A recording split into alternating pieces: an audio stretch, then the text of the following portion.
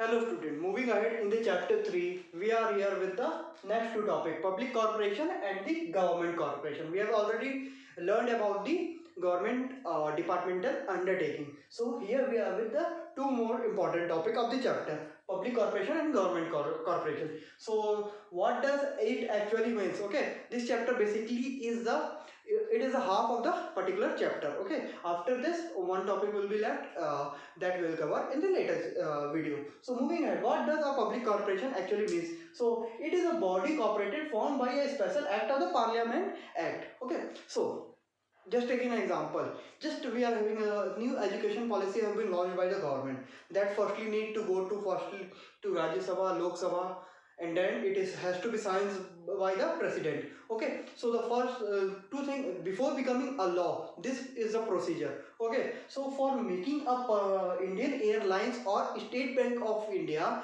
this was the scheme of a government that they have to pass a procedure which has to be involved in this case has to be done by the particular unit. Okay, so this before becoming anything a act, or you can say a act has to become by the government which has to be applied on the general public, that has to be passed in a parliament. So we are here with the two examples, Indian Airlines and State Bank of India. Indian Airlines, they are having the government employees also, they are having the private employees also. Same with the SBI, they are having government employee also and private employees also. So, who are private employees? Those who sells insurance, they attract the loan takers from the market, they all are comes under the private ones, okay, of SBI. So moving ahead with the merits, the first one merit is quick decision, second one is service motive, third one is efficient staff, fourth one is professional management. So these are the merits of a particular public corporation. So one by one we will discuss in detail regarding it.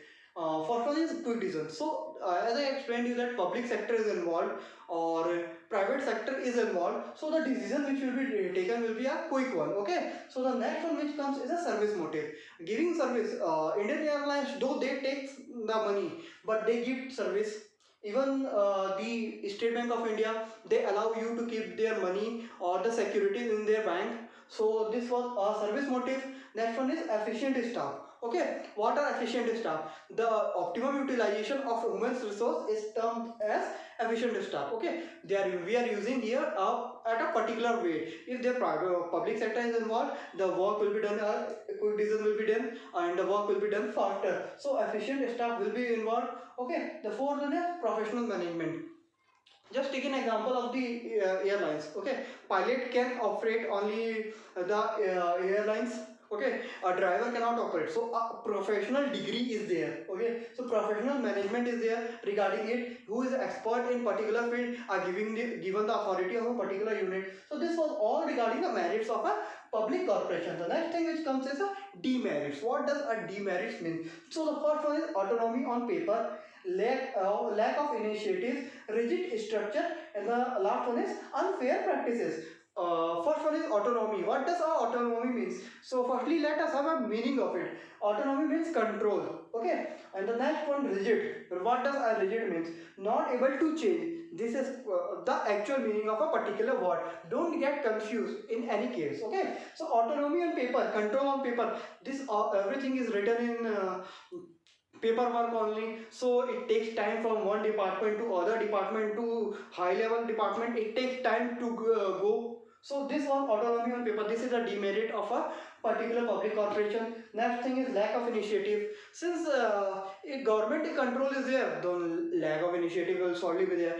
Public will be doing well, public unit or the private unit will be doing well, and the government unit will not be doing well because they are having the security of their job, but public sector people are not having the security of their job. Next is rigid structure. What does a rigid mean? Not able to change. So a thing which has been made, that only in that path only we have to move, we cannot change the structure of a particular unit. This was regarding the rigid structure. Next is unfair practices. Some of them, since the ministry is involved, okay, so unfair practices can be involved. So first one, let us think, during this COVID-19, we have come across a lot of problems like generation of fund and all. So the prices of the, if you look at the prices of the petrol and diesel, they have certainly gone high.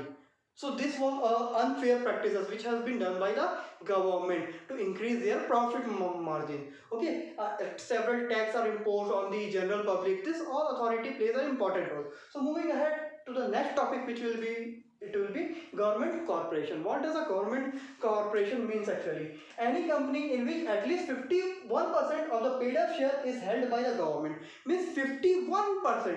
Important point is here, 51% is negotiated is a paid up capital, paid up share capital is held by government authority. Government is having the 51% of right. So they are basically the owner of the company only. For just taking an example, Steel Authority of India, Hindustan Machine Tools. These two are many more companies are there which are held by the government corporation. So they are having a 51% shares. Okay, so the government control is totally upon there. They cannot import or export unless the government authority give the permission to them. Okay, so first merit is registration. Okay, first point is registration. What registration process is there?